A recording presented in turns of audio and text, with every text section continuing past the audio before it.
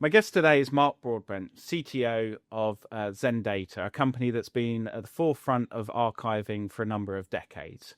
Mark, it's a pleasure to have you in our studio. It's a great pleasure to be here with you, Nick. Great. Well, this is a really interesting topic. It's LTO and archiving is something that's important to me, and I'm sure important to you. But before we get going, I'm going to hit you with a few quick fire questions just to help set the scene for our viewers. So if you can keep your answers to one word, and let's see how we go. Okay. Is 321 data protection important for archives? Yes. Do you think tape is dead? No. What will be the go-to medium for archiving in, say, 10 years? I think it depends. I can't give you a one-word answer to that question. Okay, we'll come back. How about another one? In 100 years, will future generations be able to read data that I write today? Not if you don't rewrite it in some way. And thinking about AI, do you think AI is just going to be managing all our archive requirements in the near future? Not on its own. Not yet. Brilliant. So we're going to come back to these questions during the topic of our conversation. So I think, but before we kick off, Mark, could you just tell us a little bit about yourself and your journey at Zendata, sure, just to give our listeners an overview? Well, I can give you kind of my whole journey, if you like. No, absolutely. Professionally, at least. So I've been working in the data storage industry since the late 1990s. Mm-hmm. And I met Phil Story, who's my co-founder of Zendata, in the late 90s at a company called Plasmon, which no longer exists. So Phil and I have worked together in that company and then in a German company, and then we decided we would start Zendata in 2001.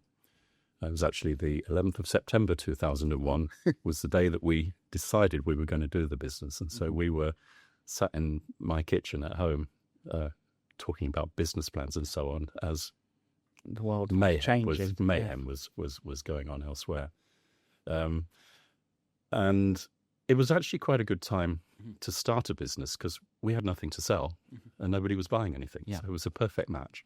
So we developed the first version of the product over about a year, started showing it at international trade shows, started making sales almost immediately, and the company has kind of grown steadily ever since. So I think where I'd like to start talking to you now is about how to build an archive, the kind of strategies behind archiving.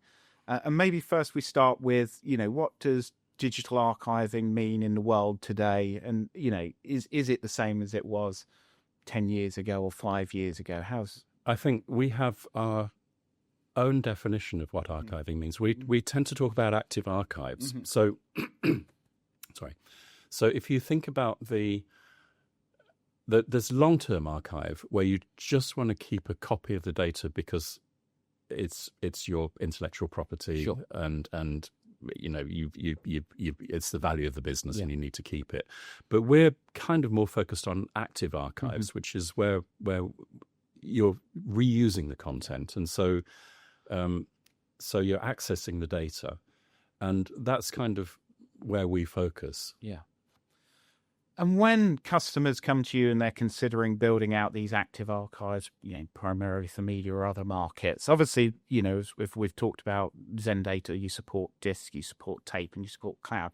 How does a customer navigate the treacherous waters, if you will, of what technology to choose? Or is that really a tape vendor will say you have to use tape, the cloud vendor will say you have to use cloud, and never the two will meet. But obviously, really, there's a compromise and there's a right tool for different parts of the job. Yeah. And so if you've got if I've got an archive of my diving videos, for example, I've got a few terabytes of data.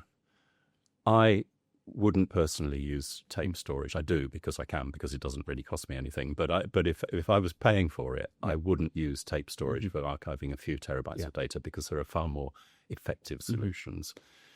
If you go to the other end of the scale, if you look at somebody who's got multi-petabytes, and there are plenty of organizations that have tens or hundreds of petabytes or more, you're probably not going to use standard tier S3, for example, because it would just be extraordinarily expensive. And so the volume of data that you've got plays a very large part in it. Yep. You talked about 321 earlier. And actually so having a copy on-prem on tape and another copy in an offline storage tier in the cloud actually meets that requirement of, well, 2 copies, but in 2 different places and on 2 different storage media. We've talked a lot about tape, and as I said at the start, I'm a real big advocate for tape, even though the company I work for Simply, we do cloud, we do disk and things. But I spoke to one guy at IBM, and he said it's a bit of a secret society. Everybody kind of uses it, really. Whether they access cloud storage or their financial records, everything ultimately ends up on a LTO tape somewhere. Even if you don't know you're using it, you kind of are. But what and LTO is really the cornerstone of a lot of archives. What do you think that keeps that kind of relevant in 2025? What is it about tape that makes it so suitable? The really big thing about tape is that it's inexpensive. Yeah. So as data volumes increase, and as camera resolutions increase, as broadcast standards increase in resolution, we're just in a data explosion, and it's the amount of data is exponentially increasing. And because tape is the lowest cost method of storing data, that's what keeps it relevant. Yeah.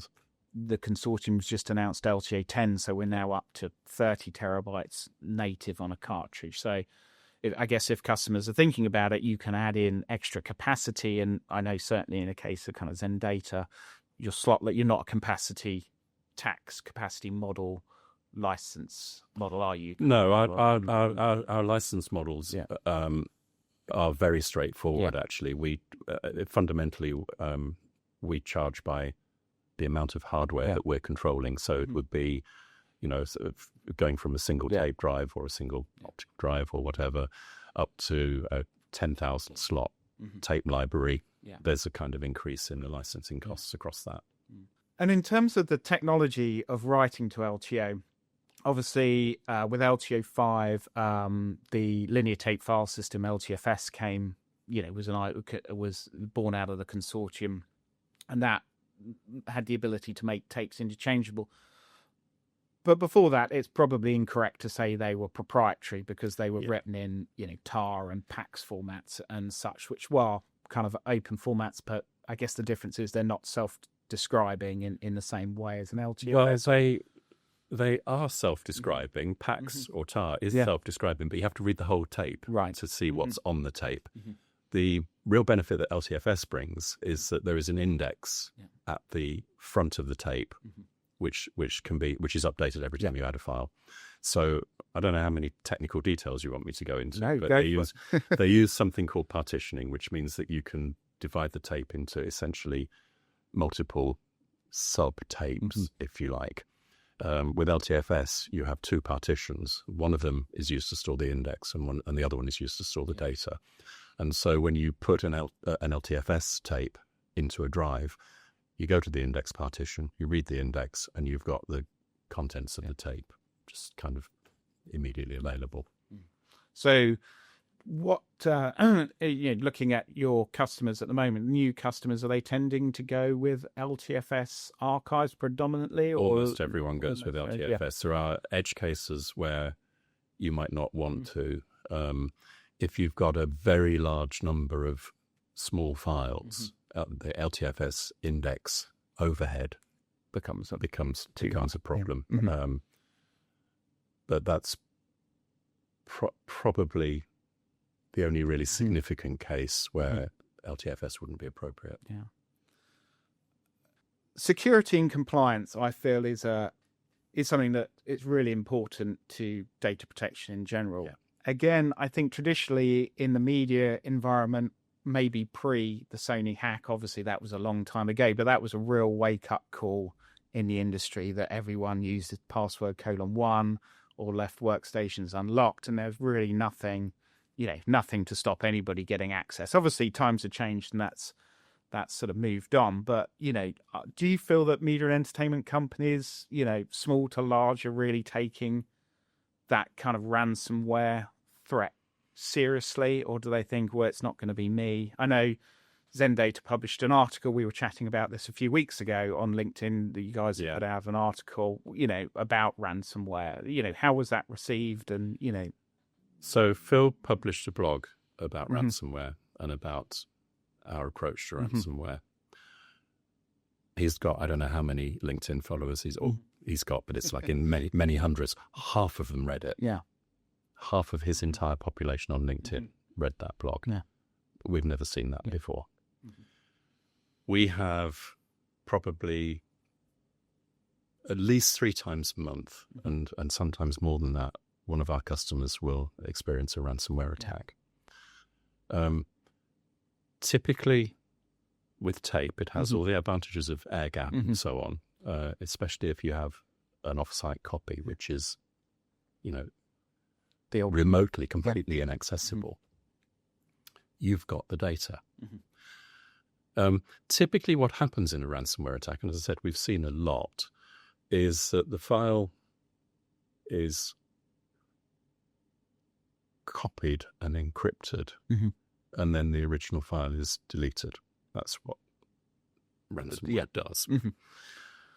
With a tape, you can't delete a file. You can delete the whole tape. You can't delete an individual file on a tape. So what happens with a tape is that a new version of the file gets written to the end of the tape or to a new tape.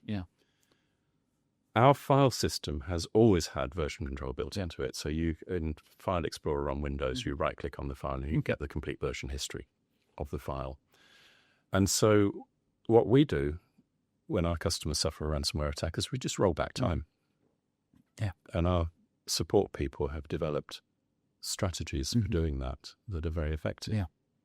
Well, we're kind of drawing towards the end, but I can't probably finish up without talking about the multi-billion-dollar elephant in the room, which is AI. And I'm sure your customers are already using it or thinking about implementing it. Of course, in media and entertainment, it's been implemented in some form for a while.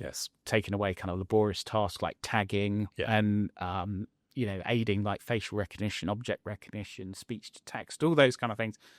I know, there are applications out there now that will help with slots, shot selections, and even kind of creating timelines. So I guess as a rough percentage, how many out of your customers, what sort of percentage are either using AI or actively, looking at implementing? I think they're active. They're actively looking at it. I think they're using it, I would say, on a fairly small scale at the moment. There are challenges. So, for example, you can imagine wanting to extract metadata from an archive. That's so that it opens up the opportunity to search more effectively. So, face extraction, face recognition is absolutely as a way of doing that. You can put a name to a face and associate that with a particular file. Speech to text is another application because once you've got text, you can search on it.